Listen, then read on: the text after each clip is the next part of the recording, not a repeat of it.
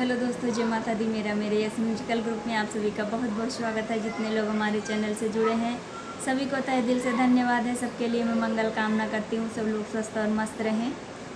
एक मैं पति पत्नी का नोक-झोंक गीत लाई हूँ, जैसा होगा आप लोग कमेंट में ज़रूर बताइएगा। पत्नी क्या कह रही है पति को अपने।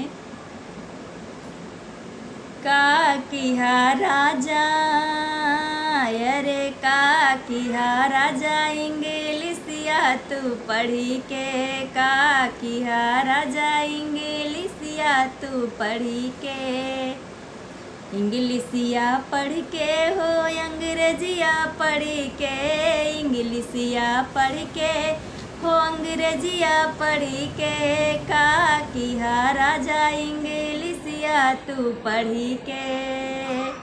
बागा भी बिकी गए, बगीचा भी बिकी गए। बागा भी बिकी गए, बगीचा भी बिकी गए।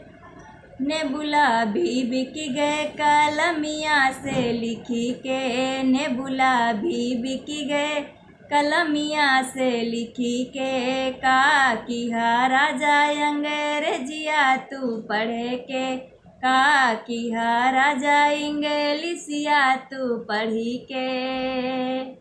कुआना भी बिकी गए, जगतिया भी बिकी गए। कुआना भी बिकी गए, जगतिया भी बिकी गए।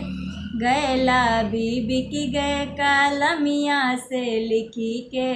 गैला भी बिकी गए, कलमिया से लिखी के। का किहा राजा, अंग्रेजिया तू पढ़ी के।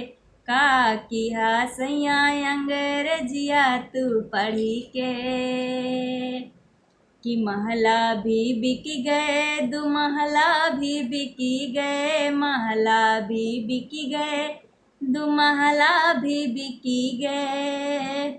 खिड़की भी बिकी गए, कलमिया से लिखी के। खिड़की भी बिकी गए, कलमिया से लिखी के। का किहा राजा, अंग्रेजिया तू पढ़ी के। का किहा राजा, अंग्रेजिया तू पढ़ी के। अंग्रेजिया पढ़ के हो अंग्रेजिया पढ़ी के। अंग्रेजिया पढ़ के हो अंग्रेजिया पढ़ी के। का किहा सैया, अंग्रेजिया तू पढ़ी के। का किहा सैया, अंग्रेजिया तू पढ़ी के।